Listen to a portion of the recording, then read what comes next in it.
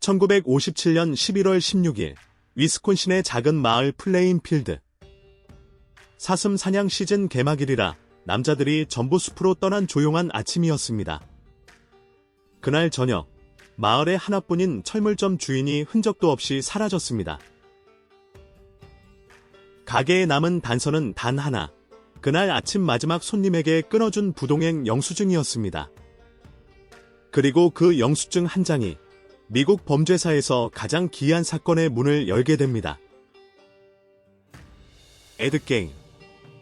마을 사람들이 착하고 좀 어수룩한 독신 농부로 알던 남자였습니다. 오늘 10분 사건 파일은 이 남자를 만든 고립된 집과 10년 넘게 아무것도 눈치채지 못한 마을, 그리고 이 사건이 영화의 역사에 남긴 그림자를 따라갑니다. 게인은 1906년 위스콘신 라크로스에서 태어났습니다. 아버지는 술에 의존하며 일자리를 전전했고 집안의 모든 권력은 어머니 오거스타에게 있었습니다. 오거스타는 광신적인 신앙을 가진 여성이었습니다. 그는 세상이 죄로 가득하다고 믿었고 가족을 데리고 플레인필드 외곽의 외딴 농장으로 이주했습니다. 가장 가까운 이웃도 한참 떨어진 완벽하게 고립된 왕국이었습니다. 어머니는 두 아들에게 매일 성경을 읽어주며 가르쳤습니다. 세상의 여자들은 악의 도구라는 것, 밖의 세상과 어울리는 건 타락이라는 것. 에드가 학교에서 친구를 사귀려 하면 어머니는 그 아이를 집에서 떼어냈습니다. 그렇게 에드 게인은 어머니의 말이 꽃 세계의 전부인 채로 어른이 됐습니다. 훗날 정신의학자들이 주목한 건 바로 이 지점입니다. 이 남자에게는 어머니 바깥의 현실이 처음부터 존재하지 않았다는 것. 1944년 5월, 농장 근처 들불을 끄던 형 헨리가 숨진 채 발견됩니다. 머리에 멍 자국이 있었지만 부검 없이 질식사로 처리됐습니다. 훗날 일부 수사관과 작가들이 의문을 제기했지만 진실은 끝내 확인되지 않았습니다. 이듬해인 1945년 12월, 어머니 오거스타가 연이은 뇌졸중 끝에 세상을 떠났습니다. 39살의 에드 게인에게 남은 건 텅 빈 농가뿐이었습니다. 한정기 작가는 이렇게 적었습니다. 그는 유일한 친구이자 하나뿐인 사랑을 잃었다고.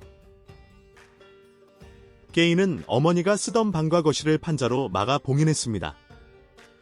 그 방들은 어머니가 살아있던 날 그대로 멈춰 있었고 정작 자신은 부엌 옆 작은 방 하나에서만 생활했습니다. 집 전체가 하나의 재단이 된 겁니다. 마을 사람들에게 게인은 무해한 괴짜였습니다. 잔심부름과 농장 일을 도와주는 성실한 일꾼이었고 심지어 아이들을 맡기는 집도 있었습니다. 조금 이상하지만 착한 사람. 그게 마을이 아는 에드 게인의 전부였습니다. 하지만 어머니가 떠난 뒤의 10년, 그 집안에서 무슨 일이 벌어지고 있는지는 아무도 몰랐습니다. 게인은 훗날 40번이 넘는 한밤의 묘지 방문을 자백했습니다.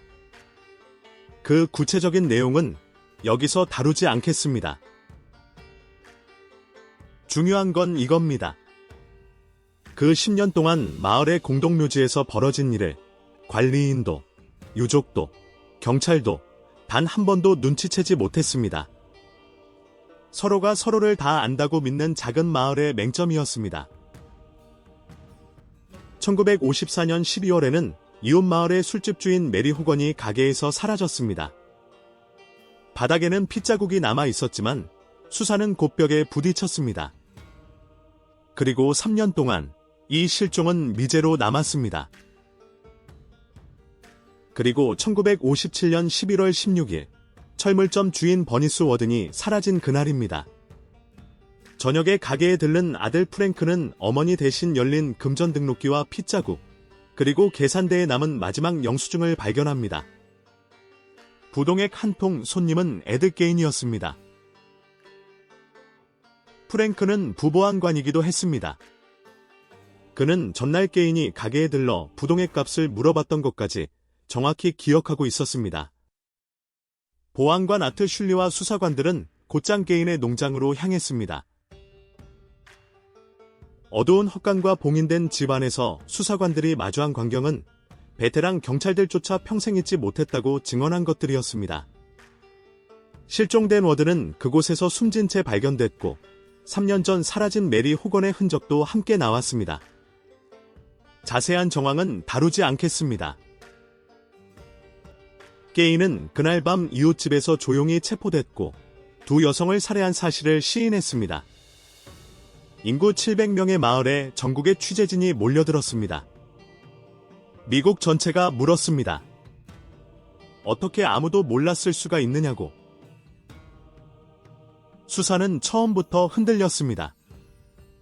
충격에 빠진 보안관 슐리는 신문 도중 게인을 폭행했고 그 때문에 최초 자백은 증거 능력을 잃었습니다. 작은 마을의 사법체계는 이런 사건을 감당할 준비가 전혀 되어 있지 않았습니다. 1957년 법원은 개인이 조현병으로 재판을 받을 능력이 없다고 판단했습니다. 그는 유죄 판결 없이 중앙주립병원으로 보내졌고 사건은 그대로 10년 넘게 멈춰 섰습니다. 이듬해 봄, 게인의 농가는 경매를 앞두고 원인 모를 화재로 전소됐습니다. 방화가 의심됐지만 아무도 기소되지 않았습니다. 마을이 그 집의 존재 자체를 지워버리고 싶어 한다는 걸 모두가 알고 있었습니다. 개인의 차만이 경매에서 $760에 팔려 카니발의 구경거리가 됐습니다.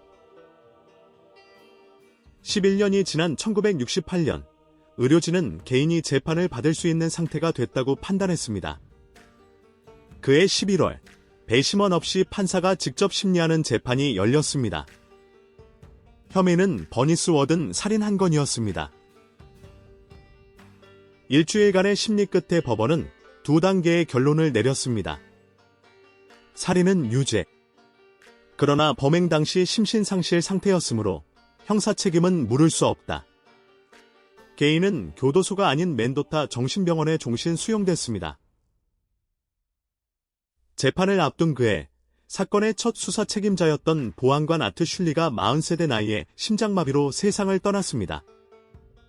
주변 사람들은 그가 농장에서 본 것들에서 끝내 벗어나지 못했다고 말했습니다. 이 사건은 수사한 사람들까지 삼켰습니다. 이후의 게인은 기록상 모범적인 환자였습니다. 조용히 지냈고 폭력도 없었습니다.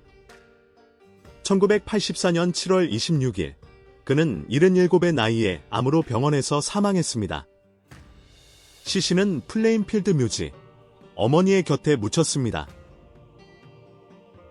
묘비는 관광객들이 조각을 떼어가는 순환 끝에 2000년 통째로 도난당했고, 이듬해 시애틀 근처에서 회수된 뒤로는 무덤이 아닌 박물관 수장고에 보관되고 있습니다. 죽은 뒤에도 구경거리가 된 겁니다. 그리고 이 사건은 전혀 다른 방식으로 불멸이 됐습니다. 사건 직후 근처에 살던 소설가 로버트 블록이 이 이야기에서 착안한 소설을 썼습니다. 제목은 사이코. 이듬해 히치콕이 이를 영화로 만들면서 어머니에게 지배당한 살인자 노먼 베이츠가 태어났습니다. 그게 끝이 아니었습니다. 텍사스 전기톱 학살의 레더페이스, 양들의 침묵의 버팔로 빌까지. 호러 영화사의 가장 유명한 괴물들이 전부 이 플레인필드의 농부에게서 뻗어나왔습니다. 2025년에는 넷플릭스 시리즈로 만들어져 이 사건은 또 한 번 세계적인 화제가 됐습니다. 하지만 화면 밖의 진실은 영화보다 조용하고 그래서 더 서늘합니다.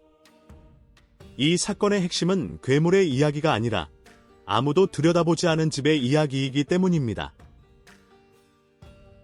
광신과 학대 속에 자란 아이를 학교도 이웃도 눈여겨보지 않았습니다. 어머니를 잃고 홀로 무너져가는 남자를 마을은 무해한 괴짜로만 여겼습니다. 10년의 신호들은 전부 그 자리에 있었습니다. 다만 아무도 잊지 않았을 뿐입니다. 플레인필드의 묘지는 지금도 조용합니다. 이 사건이 남긴 질문도 그 곁에 함께 있습니다. 우리 곁의 고립을 우리는 얼마나 들여다보고 있는가? 10분 사건 파일, 다음 사건으로 다시 찾아오겠습니다.